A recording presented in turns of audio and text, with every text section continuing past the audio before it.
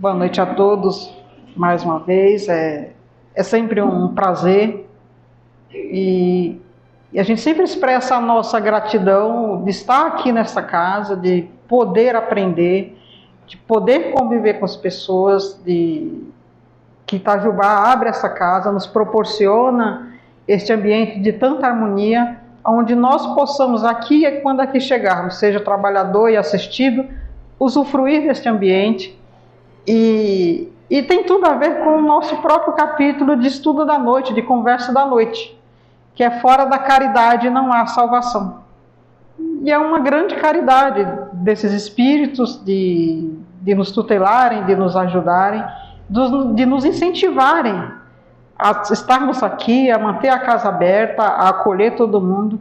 Isso para a gente é gratidão por esse ato de amor, de caridade que a espiritualidade nos oferece, nos oferta a cada dia em assistência, incentivo e amparo a todos, né? E falando em caridade, vamos começar pela parábola do bom samaritano. E comenta assim: e eis que se levantou um doutor da lei e lhe disse, para tentar: Mestre, o que eu hei de fazer para entrar na posse da vida eterna? Aqui a gente já começa a vislumbrar a misericórdia e o amor de Deus, né? Que a gente vislumbra sempre, né? Vamos destacando aqui nessas primeiras palavras, né? Porque quando ele fala assim, primeiro, é um doutor da lei. Então, era alguém que já tinha conhecimento, que já tinha informação. Daquilo que ele estava perguntando, ele, entre aspas, ele já sabia.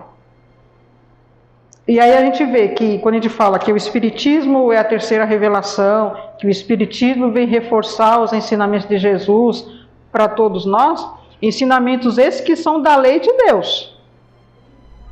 E o amor de Deus, a sua bondade, o seu ensinamento, ele está a nosso dispor desde sempre. Então a gente vai tendo ao longo da história, no nosso dia a dia, a gente costuma marcar na nossa geladeira alguns post-it, alguns recadinhos, para a gente não esquecer das coisas importantes. E Deus, ao longo da nossa trajetória evolutiva, vai sempre nos dando a oportunidade de relembrar algo que é importante, de relembrar algo que é necessário. Então, o Antigo Testamento te falava de amor. Jesus veio ratificar e veio falar do amor ao próximo, veio falar da caridade. Porque a missão de Jesus foi um ato de amor, é uma atitude de caridade para com o próximo. Ele veio auxiliar a todos nós. Então, e o Espiritismo ele vem falar novamente da caridade, então a gente vai pegando aqui, são passagens do Novo Testamento. E aí um doutor da lei, então essas passagens do Novo Testamento, a Bíblia, é um conhecimento que está a dispor de todos. Não é propriedade do Espiritismo essa passagem, não é propriedade da doutrina espírita essa parábola, é de propriedade da humanidade que se predispor a ir buscar, que se predispor a estudar, a pesquisar, vai ter acesso. Na Bíblia está lá. Todas essas passagens. Então, se a gente quiser buscar... Então, aqui está falando de um doutor da lei, de alguém que tinha conhecimento, mas ele foi o quê? Foi testar Jesus. Ele foi tentar. Então, ele já sabia que tinha uma vida eterna, mas ele quis testar Jesus. E aí ele vai. Aí Jesus responde. Disse-lhe então Jesus: o que é que está escrito na lei? Então Jesus não dá a resposta para ele de bandeja. Jesus responde uma pergunta dele com uma outra pergunta. Ou seja, você está me perguntando, mas o que está escrito na tua lei? Dá para ele dar uma refletida. E aí na frente ele fala outra coisa que é muito importante, quando fala: e como lês tu? Esse é um detalhe interessante, importante da gente refletir. Porque está aqui no Antigo, no Evangelho. É uma passagem que está na Bíblia. Então, como eu falo, está à disposição de todos ter essa informação. Agora, esse detalhe chama a atenção quando ele fala assim: como lês tu? E aí a gente vai vendo que ao longo da trajetória, como se foi deturpado essas informações por interesses pequenos, para trazer para a sua zona de conforto, seja individual, seja no âmbito coletivo das religiões, foi se trazendo para a sua zona de conforto, ou seja, vamos interpretar de acordo com o diz respeito nesse momento. E eu falo do grande, mas eu falo do pequeno também, que nós no nosso dia a dia muitas vezes interpretamos as coisas de acordo com diz para o nosso interesse. Então, quando fala de caridade, por exemplo, como é o nosso capítulo de hoje, a gente vai falar caridade. Tá, eu vou ter que ajudar o outro. Aí a gente já coloca um monte de empecilho. Eu não tenho tempo, eu estou ocupado, eu sou jovem demais para pensar nessas coisas, eu já sou idoso demais para me preocupar com isso, que eu não consigo mais nem andar. Como é que eu vou me preocupar com o próximo? Então a gente vai interpretando, ou seja, como lês tu? Nós lemos dessa forma. E aí vai para frente. Ele respondendo disse, resposta de Jesus: amarás o Senhor teu Deus de todo o teu coração, de toda a tua alma e de todas as tuas forças, e também de todo o teu entendimento, e ao próximo como a ti mesmo. E aqui a bênção de Jesus é algo que acalenta o nosso coração, quando ele fala, de acordo com o teu entendimento. Ou seja, por saber que nós estamos aqui numa trajetória evolutiva. A nossa maneira de compreender ainda muitas vezes é limitada. Mas ele fala, faz de acordo com o teu entendimento. Está nos convidando para que a gente possa ver o próximo. Veja o próximo, reconheça que você tem irmãos, que você tem pessoas à sua volta, seja no âmbito pequeno do seu lar, seja no contexto social. Pelo menos comece a reconhecer que existe o outro. Não se coloque no centro do universo. Comece a reconhecer que tem o outro. Vai dando passos pequenos no sentido da caridade. Quando a gente fala da caridade, eu não posso consertar o mundo, não pode consertar o mundo, mas você pode dar passos pequenos no sentido de.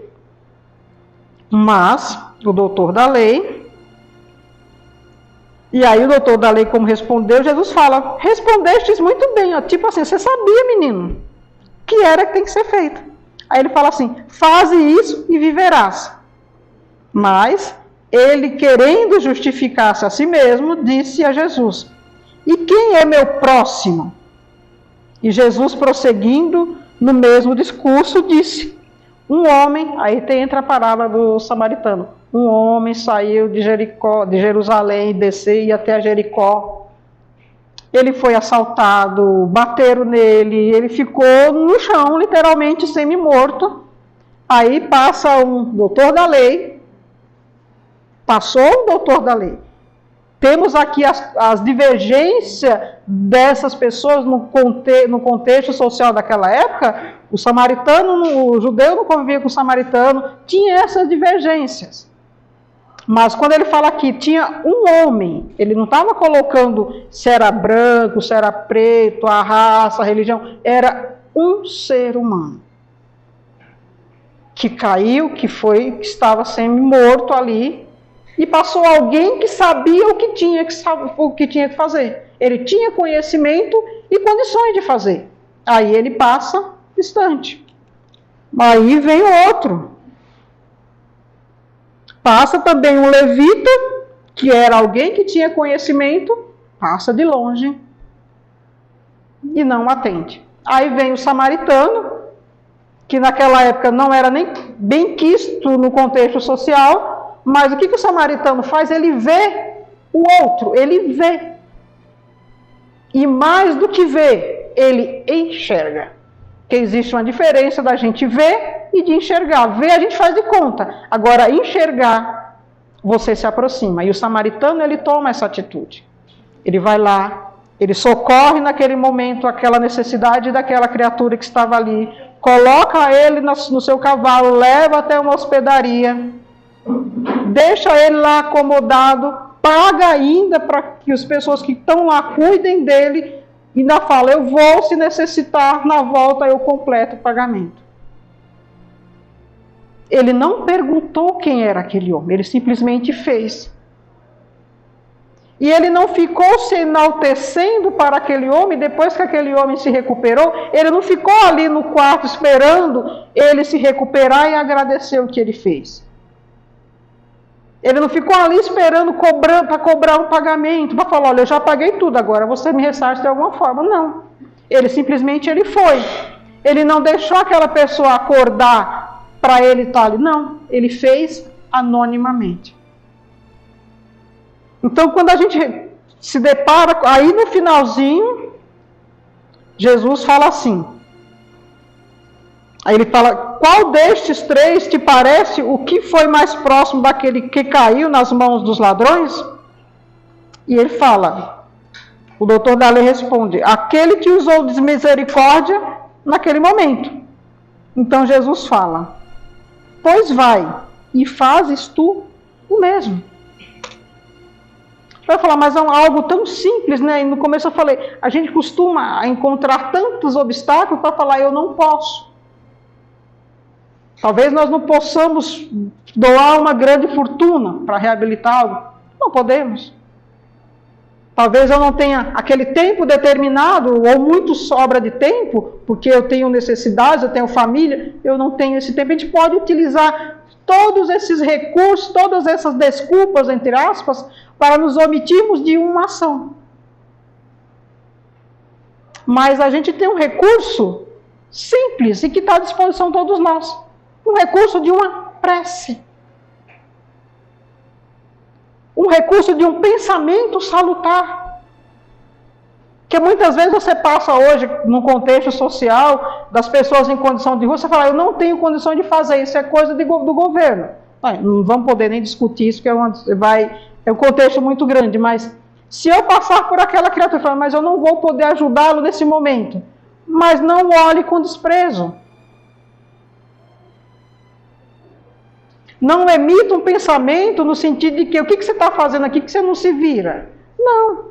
Nós não conhecemos a realidade, não conhecemos a história, então não podemos julgar. Então, se nós tivermos a atitude de não julgar, de não condenar aquela pessoa que está naquele momento, vivendo aquela experiência, já será uma grande ajuda. Porque imagine o ambiente mental daquela criatura que ali está. Ou às vezes nem ambiente mental, porque ele está tão deturpado, tão desequilibrado, que acaba nem tendo uma mente direcionada no caminho. Mas eu posso contribuir com o meu pensamento positivo, no sentido de falar, meu irmão, isso um dia passa, isso há de passar. Você vai vencer essa etapa, você vai superar esse objetivo, esse momento, porque você é filho de Deus. É um pensamento positivo. Então eu posso utilizar o recurso da prece, quanto nós podemos contribuir no contexto da humanidade, utilizando a prece, direcionando quando a gente fala, o mundo precisa de paz. Então vou eu me empenhar, eu não posso ir lá no meio de um conflito levantar uma bandeira pedindo paz.